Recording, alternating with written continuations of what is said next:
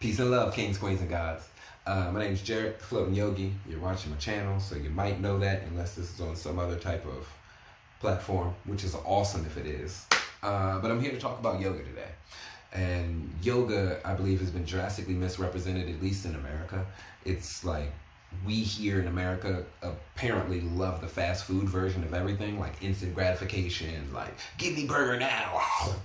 And a lot of the actual depth and information gets lost when we're trying to cut stuff down.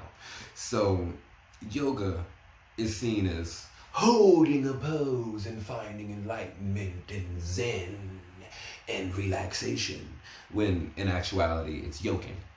Translated from its 10,000-year-old language Sanskrit, it's yoking or union, the union of the mind, body, and breath. That simple. So everything we do to help to unite the mind, body, and breath, we are then practicing yoga. And what we're doing with these asanas, with these poses, because there's 8 limbs of yoga, but the poses are only 1. This is what I mean by fast food version. Trying to condense all the information into one. Doesn't necessarily work like that. However, Google knows the answer. Google magic. And then when you come back, I'm going to get to the 8 limbs. But when we come back, if you have a little bit more of an understanding, then we can find, boom, the next level of growth with it.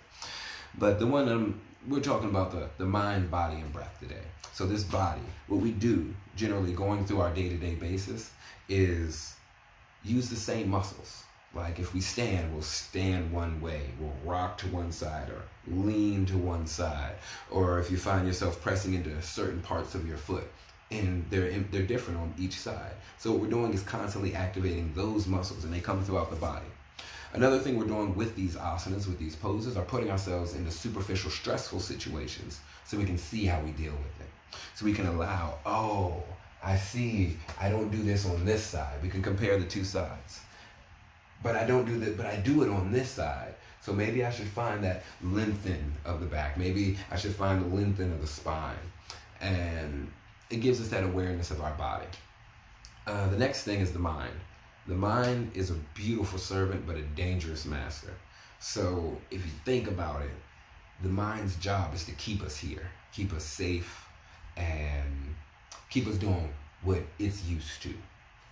I like to say it's used to because that's what it only knows, the things that it knows, the things that it's experienced, the things that it's seen, right? Or experienced through these senses, right?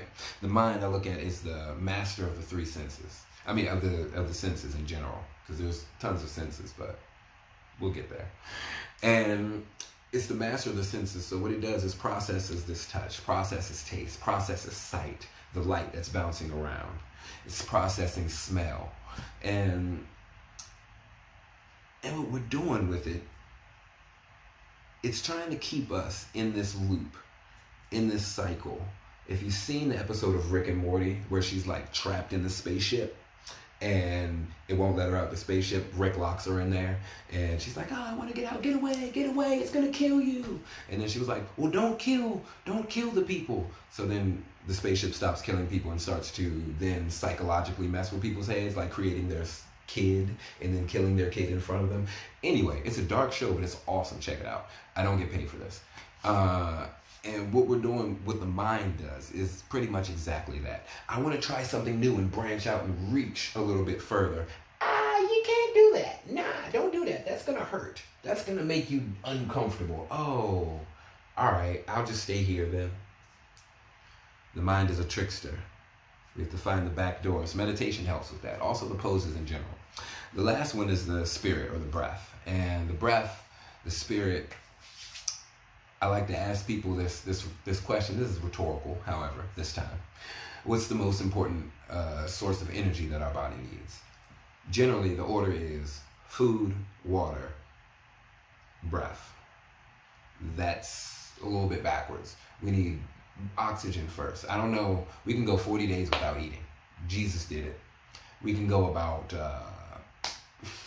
72 hours without water. They got a movie on it. I don't know anyone going like 72 minutes without breathing.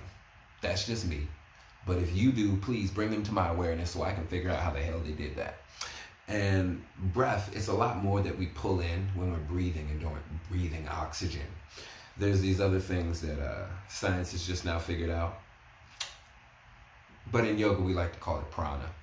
Maybe other doctrines, you can call it chi, energy, whatever you like to call it. There's something else in the air that we're pulling in that's helping to energize our body.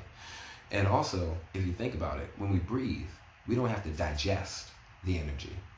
We don't have to let it flow through. It's right there. Boom.